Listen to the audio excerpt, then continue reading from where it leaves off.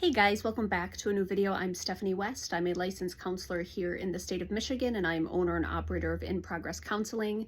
Today we're going to expand on some ideas from Stephen Hayes. So Stephen Hayes is the creator and implementer of acceptance and commitment therapy. We call it ACT therapy or ACT. It's a great modality, and the title of his book here, it says, Get Out of Your Mind and Into Your Life. Acceptance and commitment is talking about seeing things as they are, not needing to write reality any differently than what it is, and then engaging in committed action to make things as good as possible within the context that you're in. And now there's many other places to go with that particular modality, but that's one of the tenets, is accept what is and commit to action to improve what you can improve. One of the things he talks about is getting out of your mind, so kind of that anxiety piece, and getting into your life. And we're going to give a visual, I'm going to quick through the book here. We're going to give a visual kind of image of what that might actually look like from a kind of understanding point of view. So a word picture that really seems to resonate with clients is, imagine you're outside, and outside it is cold and it is snowy because you're in Michigan. You don't have to be in Michigan. It just happens to be very cold and snowy here right now. And so what happens is you're outside and there's this landscape in front of you covered in snow, and it's stunning and it's beautiful and it's picturesque, and there's trees and there's footpaths and there's the scent of pine and there's so many beautiful things going on. But you're not able to see it because you're so in the discomfort of your body. You're so into your awareness of how cold your hands are and how unfortunately your body is feeling in the temperatures that are sub-zero temperatures, and maybe your neck is uncovered, and so you're just so inside of your person. You're so inside of your physical sensation experience. And what he would say is all of that is true. You are having coldness. You are having the experience of sensations that remind you of discomfort.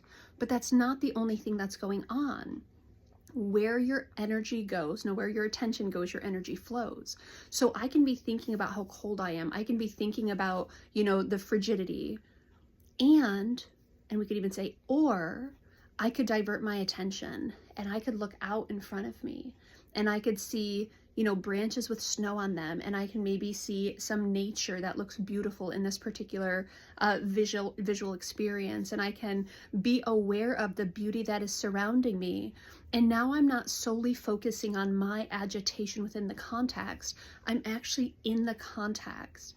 And sometimes that reduces the intensity of our situation. It reduces the intensity of our anxiety or our agitation or our overwhelm. And so by way of practical application, I was working with a client, and she had a ton of social anxiety. And so she had gone to a holiday party several years back. And she said, Steph, the whole time I was in my brain, I was comparing myself to other people. I was like, oh my word, I'm dressed this way, but they're dressed this way. And the experience, the reference point was being so locked in her own head. And so we talked about the strategy of, when you go to the next party, what would it look like to ask more questions? What would it look like when you're engaging in some of the food? What would it look like to take it in and sit in the decadence of what you're getting to experience? So kind of breathing in and enjoying and chewing slowly. And now you're aware of your experience, but you're not so aware of yourself and your comfort or your discomfort within your experience. You're more in the experience and working on letting it be what it is. And so when your brain says, oh my word, what about, me compared to this person? And you decide, you know what, I'm going to go meet that person. I'm going to go have a conversation with them, or I'm going to distract myself by talking to the person next to me. It's getting into the room and living out an experience in the room there that gets you out of your head and out of the fixation or the rumination. Now, we're not saying that it goes away entirely. That's a skill practiced over time that maybe leads to not being so inside of our own experience. But distancing ourselves from our physiological reaction can often happen by putting ourselves in our context and in the community around us, and really kind of diving in and exploring, taking inventory and experiencing it. And so getting out of your mind and into your life, sometimes what we practice is, how do you get into your life? And we practice that again and again and again. And over time, people spend less time in their head because they're outside and they're like, hey, this is actually pretty interesting. People are kind of cool. hey, maybe I learned something neat, or maybe I learned some things about myself, but I wasn't trapped inside my own mind. I was out living life. That's the invitation today when you think of, being frigid and cold and you're so aware of it. It's like, could you divert your attention to something else? Could you look at the scenery? Could you notice the beauty? Could you notice what's going on around you?